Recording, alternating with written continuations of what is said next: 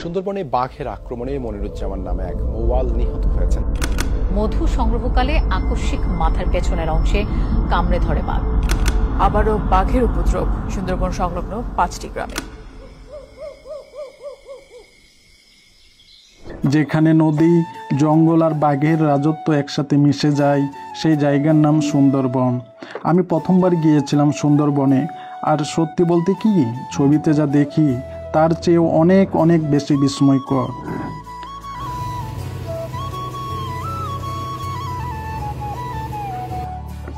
সকাল সকাল মংলা বন্দর থেকে নৌকায় উঠি, পানি আর মেঘের মিলনে পুরো আকাশটাই যেন নদীতে নেমে এসেছে। সুন্দরবন পৃথিবীর সবচেয়ে বড় ম্যানগ্রোভ বন। 10,000 বর্গ কিলোমিটার বিস্তৃত এই অরণ্য বাংলাদেশ ও ভারতের মধ্যে ভাগ হয়ে গেছে।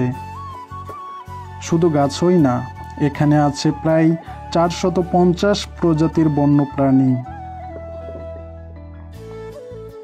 এবং হ্যাঁ, সুন্দরবন মানেই তো রয়্যাল বেঙ্গল টাইগার। এই বনে প্রায় 114টি বাঘ এখনো বেঁচে আছে।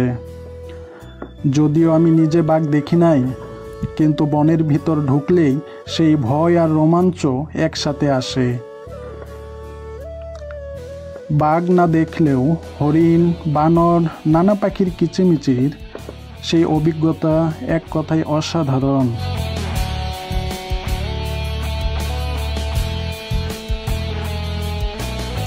এখানে আছে মধু সংগ্রহকারী মোয়াল, কাঠকাটে বাওয়াল, আর যারা বনের উপর নির্ভর করে জীবন কাটায়। রাত্রিতে বন বিভাগের রেস্ট হাউসে ছিলাম। চারপাশে শুধু ঝিঝি পোকা আর নদীর শব্দ। মনে হচ্ছিল প্রকৃতির কোলে ঘুমাচ্ছি।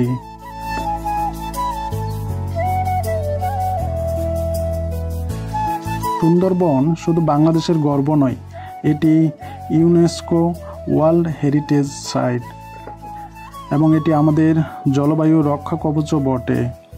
ঘূর্ণিঝড়ের ঢেউ আটকায়, বাঁচায় উপকূল।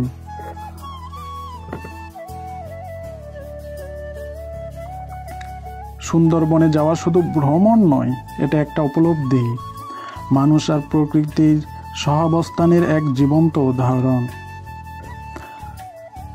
তাই যদি কখনো সময় পান, একবার ঘুরে আসুন সুন্দরবন। আপনার জীবনটাই বদলে যেতে পারে। ঘুরুন, জানুন, সচেতন হন। গ্লোরিয়াস প্লাস এর সঙ্গেই থাকুন।